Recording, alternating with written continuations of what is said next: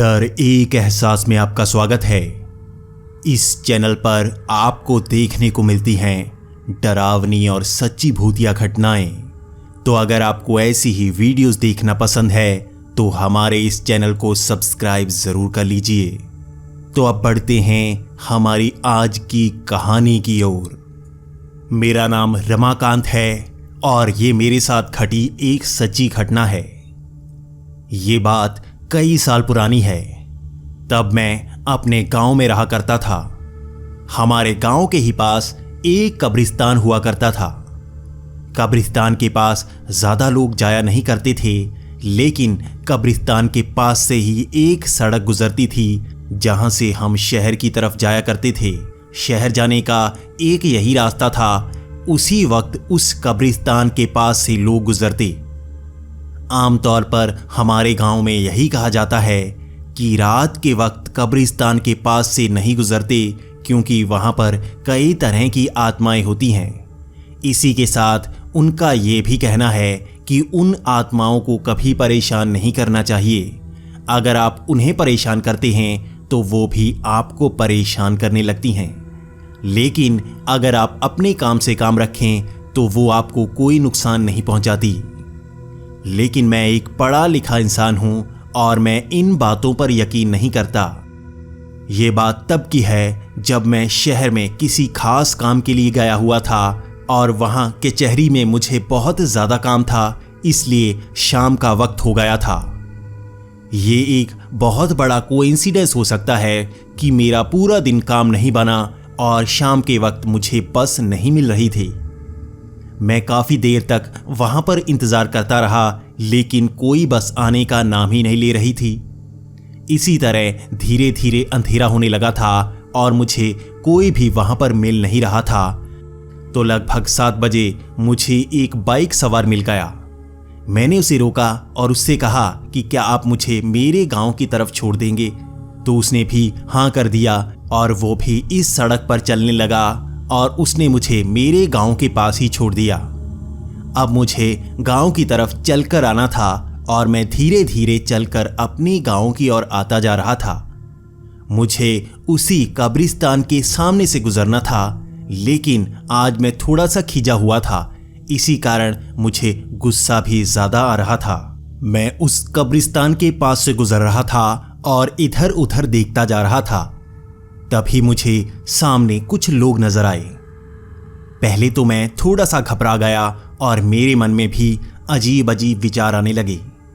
लेकिन एक बार मैं ये भी सोच रहा था कि क्या यहाँ पर कोई चोर हो सकते हैं। इन मन घड़ंत बातों का फायदा उठाकर ये चोर क्या किसी के साथ चोरी चकारी कर सकते हैं। लोग भी यही सोचते होंगे कि यहाँ पर भूतों ने हमला किया है और ये चोर हमला कर देते हों। मेरे मन में कई तरह के विचार आ रहे थे और मैं सोच रहा था कि यहाँ से जल्दी निकलना होगा। मैं उन लोगों के पास से गुजर रहा था, तभी मेरा ध्यान पड़ा उनमें से एक आदमी पर। ये हमारे गांव के एक बुजुर्ग थे जिनका नाम है शाहनवाज चाचा। उनको सब शाहनवाज चाचा ही कहते हैं और वो यहाँ कुछ लोगों के साथ ताश खेल रहे थे।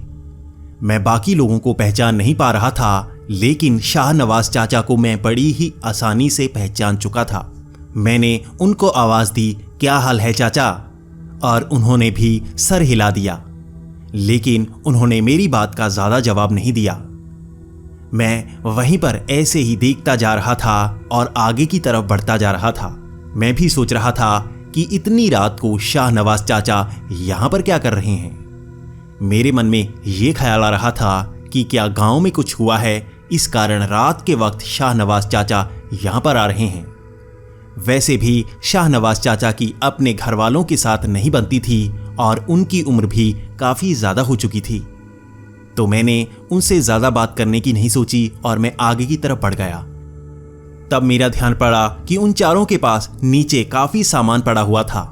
ये खाने पीने का सामान था जो अखबार के ऊपर रखा हुआ था। मैंने ध्यान से देखा तो वो सब सड़ा हुआ था। मैं भी खींचा हुआ था तो मैंने पैर से उस सामान को वहां पर बिखेर दिया। मैं ऐसे आगे बढ़ रहा था तो मेरा ध्यान पड़ा कि वो चारों अब मेरी तरफ घूर रहे थे। मैंने देखा शाहनवाज चाचा भी बड़े ही गुस्से में मेरी तरफ देख रहे थे। मैं थोड़ा सा घबरा रहा था, लेकिन मैं आगे की तरफ चल पड़ा। मेरे मन में ख्याल आया कि शाहनवाज चाचा ऐसे क्यों देख रहे हैं? आखिर इस खराब खाने का उनसे क्या मतलब? वो वैसे भी इस खाने को कहां खाने वाले थे? यही सोचकर मैं अपने गांव की तरफ आ रहा था। गांव में ज्यादातर लोग काफी जल्दी सो जाते हैं, तो मैं भी घर आकर जल्दी ही सो गया। अगली सुबह जब मैं उठा तो मेरे सर में बहुत ज्यादा दर्द हो रहा था। मैं सोच रहा था कि ऐसा क्यों हो रहा है? कल तो मैंने ऐसा कोई खाना नहीं खाया। फिर भी मेरे सर में काफी ज्यादा दर्द होता जा रहा था, तो मैं ऐसे ही गांव की डिस्पेंसरी में चला गया और वहां पर दवाई लेने की सोची। मैं वहां पर बैठा मनोज कंपाउंडर से बातें किए जा रहा था।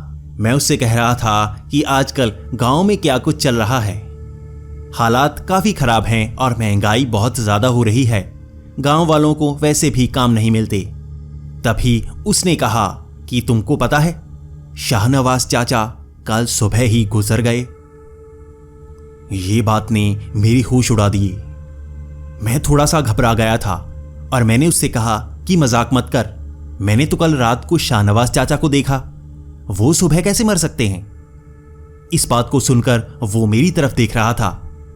उसने कहा कि तुम मजाक कर रहे हो, किसी से भी पूछ लो, कल सुबह ही वो मर गए। वो अपने बेड पर लेटे लेटे ही मर चुके थे। यह बात सुनकर मैं काफी ज्यादा घबरा गया था। मेरे मन में यही सवाल आ रहा था कि अगर शाहनवाज चाचा सुबह ही मर चुके थे तो कल रात मैंने किसको देखा था? तब मैं वहां से मेडिसिन लेकर तो आ गया, लेकिन उसके बाद कुछ दिनों तक मेरी सेहत बहुत ज्यादा खराब होने लगी। मुझे काफी ज्यादा डर लगता ही रहता और मुझे बहुत ज्यादा भूख लगने लगी थी। मेरी भूख का कोई अंत नहीं होता, लेकिन इतना ज्यादा खाने के बाद भी मैं बहुत ज्यादा कमजोर होता जा रहा था। मेरी हड्डियां नजर आने लगी थी और मेरी आंखों के नीचे काले गड्ढे होने लगे थे। मेरा रंग भी काफी काला सा होने लगा था और ये किसी बीमारी की निशानी लगती थी। मैंने शहर में भी कई डॉक्टर्स को दिखाया, लेकिन किसी को समझ नहीं आया।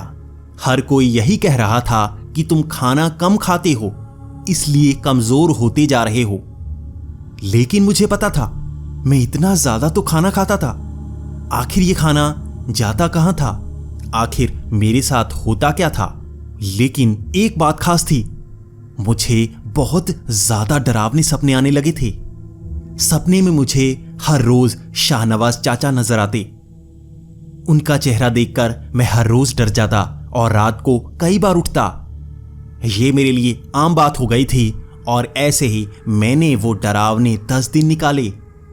ना किसी डॉक्टर के पास जवाब था और ना ही किसी और के पास इस बात का जवाब कि मेरे साथ हो क्या रहा है। इस बात को मैंने गांव में कई लोगों को बताया और सबने मुझे यही कहा कि मैं पास के ही गांव में एक बाबा के पास जाऊं। वो बाबा ही इस बात का इलाज कर सकते हैं। यही सुनकर मैं उस बाबा के पास चला गया। उस बाबा ने मेरी काफी तलाशी ली और मेरी जेब भी चेक की। मैं हैरान था, आखिर वो मेरी जेब में चेक क्या कर रहा था।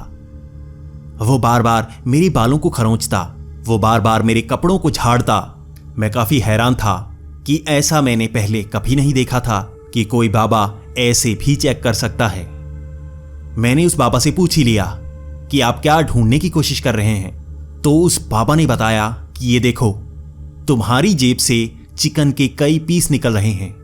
देखो, तुम्हारे कपड़ों से खाने पीने की चीजें चिपकी हुई थी। किस तरह से छोटी छोटी खाने की चीजें यहां पर चिपकी हुई हैं। मैंने देखा, यह बात सच थी। आखिर मेरी जेब से चिकन के पीस कैसे निकल रहे थे? क्या मैं इन्हें जेब में रखता था या कोई इसे जेब में रखकर चला जाता था? मैंने उस बाबा से यही सवाल किया तो उस बाबा ने कहा कि तुम पर किसी प्रेत का साया है। यकीनन ही तुम्हें कब्रिस्तान में कोई प्रेत चिपक गया है और वही तुम्हारे साथ है। ये खाना उसी की खुराक है जो तुम्हारे साथ चिपकी रहती है।